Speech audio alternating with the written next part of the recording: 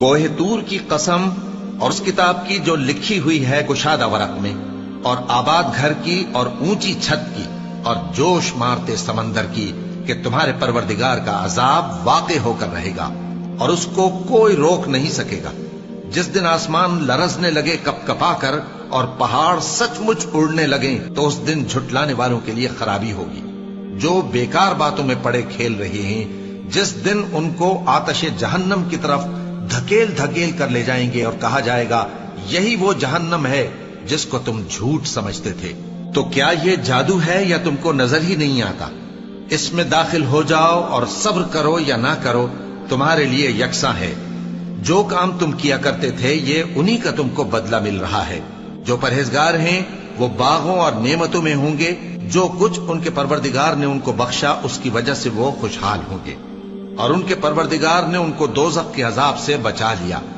کہا جائے گا کہ اپنے اعمال کے صلے میں مزے سے کھاؤ اور پیو، تختوں پر جو برابر برابر بچھے ہوئے ہیں تکیے لگائے ہوئے ہوں گے، اور بڑی بڑی آنکھوں والی حوروں کو ہم ان کی بیویاں بنا دیں گے۔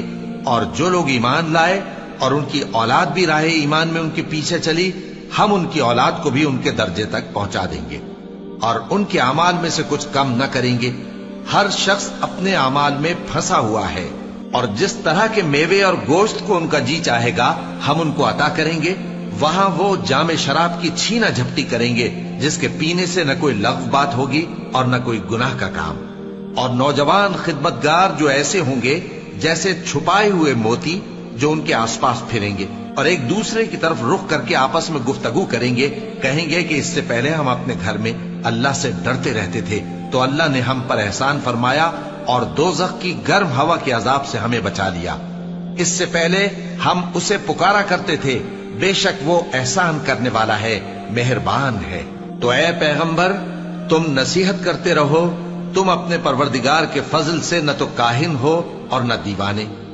کیا کافر یہ کہتے ہیں کہ یہ شاعر ہے اور ہم اس کے لیے زمانے کی گردش کا انتظار کر رہے ہیں؟ کہہ دو کہ انتظار کیے جاؤ، میں بھی تمہارے ساتھ انتظار کرتا ہوں۔ کیا ان کی عقلیں ان کو یہی سکھاتی ہیں، یا یہ لوگ ہیں ہی شریر؟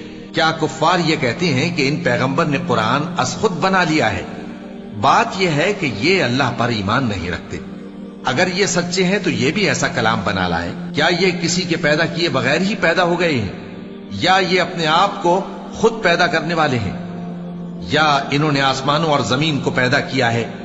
نہیں، بلکہ یہ یقین ہی نہیں رکھتے۔ کیا ان کے پاس تمہارے پروردگار کے خزانے ہیں، یا یہ کہیں کے داروغہ ہیں، یا ان کے پاس کوئی سیڑھی ہے جس پر چڑھ کر آسمان سے باتیں سناتے ہیں؟ تو جو سن کر آتا ہے وہ کھلی سند لے کر آئے۔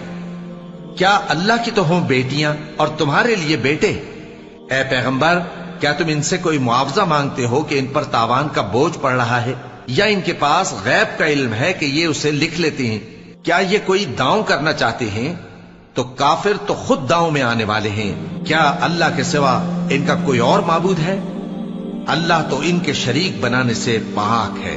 اور اگر یہ آسمان کا کوئی ٹکڑا گرتا ہوا دیکھیں تو کہیں کہ یہ ایک تہ بتہ بادل ہے، بس ان کو چھوڑ دو یہاں تک کہ یہ اس روز کا سامنا کر لیں جس میں یہ بے ہوش کر دیے جائیں گے، جس دن ان کا کوئی داؤں کچھ بھی کام نہ آئے گا اور نہ ان کو کہیں سے مدد ہی ملے گی۔